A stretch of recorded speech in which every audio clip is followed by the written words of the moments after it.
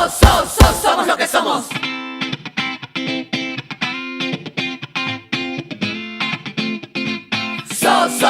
Somos lo que somos. Mira, hermano, aquí somos los que estamos. Y aunque hacemos lo que podemos, no aprendemos, no avanzamos. El mundo se hace pequeño, la vida nos sigue pesando. Amigos, buenas tardes. Bienvenidos a su programa Entre Amigos. Acá acompañado por Erika Vicente, Javier Zorrilla y el que les habla César Bejarano, le damos la bienvenida a un nuevo programa producido y dirigido por el Centro de Estudios Humanistas Nueva Civilización, bajo la dirección de nuestra gran amiga Judith Purizaga y con encargo de la edición Eladio Watson. ¿Qué tenemos hoy en Caja de Pandora? ¿Cuáles son nuestros titulares? 106 periodistas asesinados en México. Estudiantes cusqueños pierden 30 días de clases. Reunión PPK Keiko. ¿Qué se entregaron el uno al otro? La sociedad civil organizada dice no al indulto.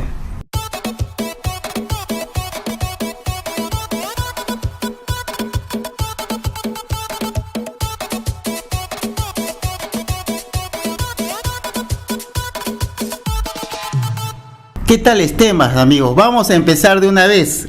Me toca empezar hoy día con el tema de los 106 periodistas que han sido asesinados desde el 2000 hasta la fecha. Y les cuento que en lo que va de este año ya han asesinado a 6 reporteros que han perdido la vida. En México, ¿verdad? En México, claro, en el país de México. Y la mayoría de los asesinatos han ocurrido en los estados donde los carteles de la droga están presentes, así es.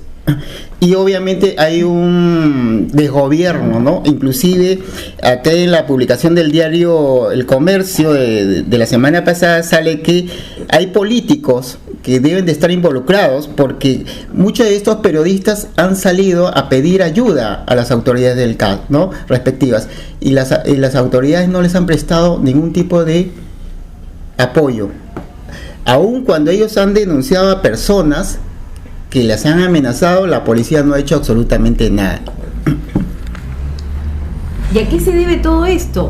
¿A qué se debe la impunidad, la desprotección hacia los periodistas? Bueno, que México se está considerando cada vez más un narcoestado. Cuando hay una cosa de ese tipo, entonces el narcotráfico ingresa a los puestos políticos, ocupa cargos y inclusive puede tener la propia policía en función de sus intereses. Entonces se refuerza la impunidad y todo aquel que se oponga a esos intereses es asesinado. Qué tremendo, ¿no? En parte lo que ocurrió acá con Ancash, ¿no? No, y además lo que pensamos que podía ocurrir si entraba Keiko Fujimori, que sabemos que está vinculada a narcotráfico, ¿no? Claro. Ahora, la Asociación Mundial de Periodismo, ¿no? Le hizo saber la preocupación al respecto al presidente Peña Nieto, y él indicó que iba a actuar con firmeza para castigar los asesinatos de periodistas. Esto fue el año pasado. En realidad, ¿qué ha hecho Peña Nieto? Absolutamente nada. El escándalo mayor ha sido el asesinato de la prestigiosa periodista Miroslava Brecht, de 54 años, ¿no? Cuando iba a recoger a su hija en el colegio, un sicario le disparó de 8 tiros. Ahora, la policía no descarta en este caso especial la participación de gobernadores y alcaldes, porque justamente ella está investigando a varios personajes políticos que estaban ligados con el narcotráfico. Pero también ciertas cosas han ido ocurriendo acá. El sicariato, por ejemplo, es una cosa que también la tenemos ya entre nosotros, ¿no? Y hay tarifas para matar a alguien que específicamente tú quieres eliminar, ¿no? Entonces, el tema acá me parece a mí, la enseñanza que nos deja México es poner prevención y mano dura para que el Perú no se vuelva un narcoestado. Claro, y finalmente es no elegir a personalidades que nosotros sabemos que son corruptas, como alcaldes o gobernadores. O por lo menos que hay indicios, ¿no? Que se esclarezca la situación antes de que puedan ser elegidos o candidatos. También, claro. ¿Qué más tenemos? Bueno, tenemos que alumnos cusqueños tienen ya 30 días de pérdida de clases. El SUTE de Cusco viene haciendo un paro de maestros. El 100% de las escuelas están paradas. Los últimos días de la semana que pasó han bloqueado la vía férrea que lleva a Machu Picchu. Entonces muchos turistas, más o menos 400 turistas, han quedado varados. Entonces esto para llamar la atención sobre su pliego de reclamos. Entre los reclamos que ellos mencionan es derogar la ley de reforma magisterial 29944, porque dice que es atentatoria y discriminatoria para los maestros. Bueno, también hacen ver que hay corrupción en los diferentes escalones del UGEL.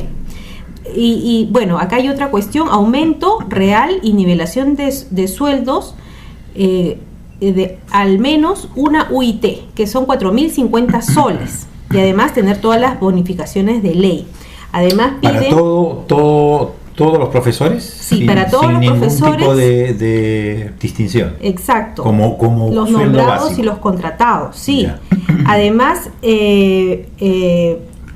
piden que no se implemente la jornada escolar completa, porque son muchas horas y además los pagos que tienen pues es muy poco, ¿no? Lo que les vienen pagando. Además, bueno, para los jubilados también están pidiendo que los sueldos se aumenten. Entonces lo que tenemos es un mes de pérdida de clases de todos los escolares, de niveles primario y secundario, ¿no? ¿Y cómo lo van a recuperar? Ese es el gran problema. Claro, ahora ellos están pidiendo tener conversaciones con la PCM. La ministra ha mencionado que los aumentos se van a dar el próximo año y van a empezar en 2.000 soles.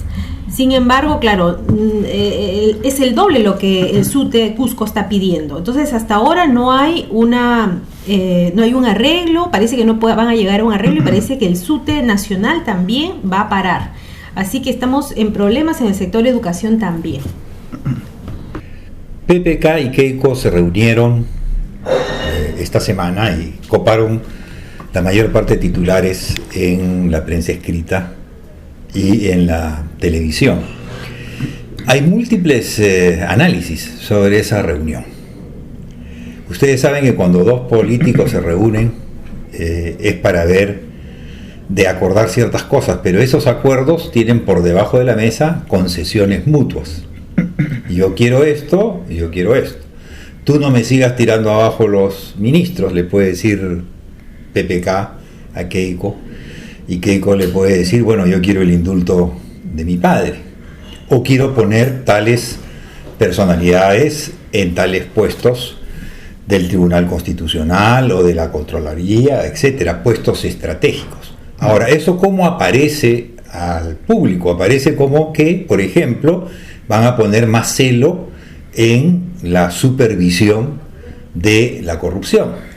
Entonces se necesitan nuevos funcionarios que ellos van a poner en acuerdo mutuo. Pero ¿quién nos garantiza a nosotros que esos nuevos funcionarios a su vez no van a preparar todas las cosas que ellos quieren preparar? Y seguimos, ¿no?, en la misma trama, por decirlo así, de corrupción o de ineficiencia o de jugar para los intereses, de tráfico de influencia, que es una cosa pues frecuente en el lobismo actual, ¿no? Claro, a mí la verdad que no me da buena sensación. Yo siento que esa reunión va a acentuar la corrupción, porque es una repartija, ¿no? Además ella se ha presentado como el poder legislativo. Ella no es el poder legislativo, Keiko Fujimori. Entonces a mí me parece que eso es una coacción que le hace, bueno, al gobierno, al presidente, bueno, y sus ministros. Y el detalle que combatir la corrupción implica el compromiso y la participación de todos los partidos políticos, porque justamente en democracia esa es la mayor prueba, ¿no? Y también, por supuesto, representantes de la sociedad civil, llámese los grupos Transparencia, y de repente hasta el periodismo de investigación, porque lo que se requiere justamente es sumar, ¿no? Y por supuesto, me olvida la participación de los poderes del Estado, poder judicial, ejecutivo, ¿no?, que participen en este acuerdo nacional contra la corrupción, ¿no?, y el desarrollo del país. Si no, Eso, como dice Eric, es Sí, un van acuerdo. a pasar los temas que han señalado al acuerdo nacional que está en este momento dirigido, me parece, por Javier Higuíñez. Pero aquí lo que ocurre es que es una declaración de intenciones. Todavía no hay un método de seguimiento claro, o sea, no se sabe cómo se va a desarrollar esto, pero se presume que ha sido una negociación del indulto, de esa manera Keiko Fujimori no aparece como obstruccionista, se prepara para su próxima elección y aparece más bien como estadista, colaborando con el poder para que el Perú salga adelante. Esa es la apariencia que se quiere dar. Aparte de eso, poniéndose ella como adalid de una propuesta de anticorrupción, cuando sabemos que los indicios de corrupción política están mucho más al lado del fujimorismo que de otras tiendas políticas. Sí, a mí me parece que eso no se sostiene la imagen que quiere dar el fujimorismo. Pero además ya estamos viendo que el gobierno, como viene haciendo las cosas, tampoco se sostiene. Estamos viendo que en muchos sectores está haciendo agua el gobierno, el Perú, ¿no? En los sectores de salud, como lo vamos a ver en nuestra próxima secuencia, en el sector de educación ya vemos que hay muchos maestros parados y con justa razón reclaman un sueldo digno, ¿no? ¿Qué es eso de estar ganando 1.200 soles, ¿no? Es insostenible, claro. Entonces, a mí me parece que eso es un poco una costra que ojalá salga de la escena para que se pongan a trabajar. A mí no me parece que estos arreglos de superconvivencia en las alturas realmente puedan compensar las deficiencias estructurales que tiene el país en un momento de economía, además que casi está entrando en una bajada o en un detenimiento del crecimiento económico. Entonces se va a polarizar y la cosa va a ir en conflictividad creciente. Bueno, tenemos la noticia que el pasado 7 de julio, la sociedad civil organizada realizó una multitudinaria marcha en contra del indulto del expresidente Alberto Fujimori. Sabemos que el expresidente Fujimori está condenado a 25 años de prisión por diversos delitos. Ha tenido cinco delitos juzgados ya, ¿no? Entre ellos Matanza, Barriosaldos y La Cantuta. Está delitos de corrupción, delito de peculado por haberle entregado a Vladimiro Montesinos 15 millones de soles y además usurpación de funciones. Bueno, ha sido muy interesante asistir a esta marcha porque estuvieron los diversos colectivos. Yo lo que sentí es que se está tejiendo una red de colectivos que están hartos de la corrupción, están hartos de la impunidad y están en contra de que un reo como es Alberto Fujimori salga de prisión sin haber reparado a las víctimas, sin haber reconocido sus errores, haber reconocido sus crímenes. Y haber además cumplido plenamente su condena. ¿No? Bueno, estuvieron los familiares de las víctimas, subieron mucha gente marchando con las fotos de las víctimas de La Cantuta y Barriosaltos. Fue muy interesante porque uno podía ver las caras de los jóvenes que habían sido asesinados. También en Barriosaltos del niño, estuvieron familiares del niño de 8 años que falleció.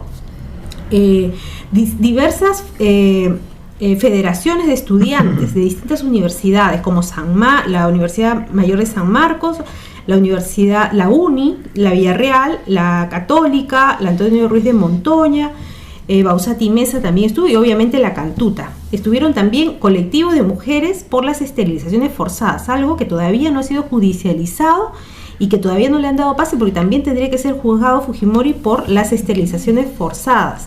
Sabemos que en el año 2002 hubieron más de 300.000 mujeres esterilizadas y solo el 10% dio su consentimiento. O sea, tenemos el 90% de esas 300.000 mujeres que no dio su consentimiento y fueron esterilizadas. Y la única razón, que es la razón médica en estado de gravedad, no la cumple como requisito.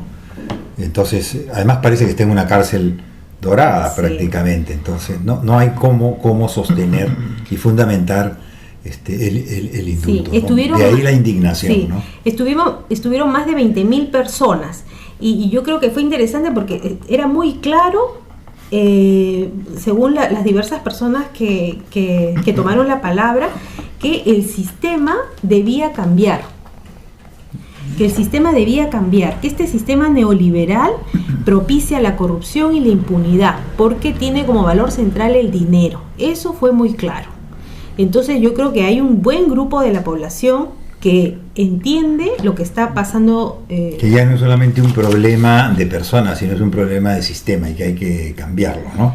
Además están inventando ahora una figura del perdón médico que no existe en ningún lado, o sea, realmente están forzando las cosas.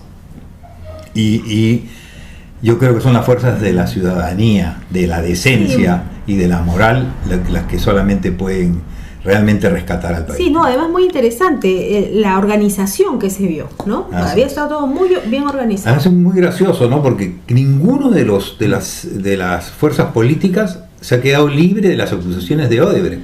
Todas están manchadas, excepto por tal vez el Frente Amplio. Pero entonces ellos mismos son los que quieren, a su vez, ¿cómo se dice?, moralizar al país. Eso es graciosísimo. No, pero acá estamos hablando de la sociedad civil organizada, o sea, personas como tú, como yo, un trabajador de pero que todavía no se han articulado a nivel de tener fuerza política y representatividad. Claro, pero se están articulando como sociedad civil y eso está muy interesante, ¿no? Porque debido a esto es que Keiko también decide reunirse con PPK, o sea, ha sido todo ha rebotado mucho en los medios. Exactamente, hay relación. Bueno, amigos, siguiendo con las frases, no se cayó, se desplomó, no va a ser indulto, va a ser perdón médico. Esta secuencia no se acaba, termina. Nos vemos, amigos.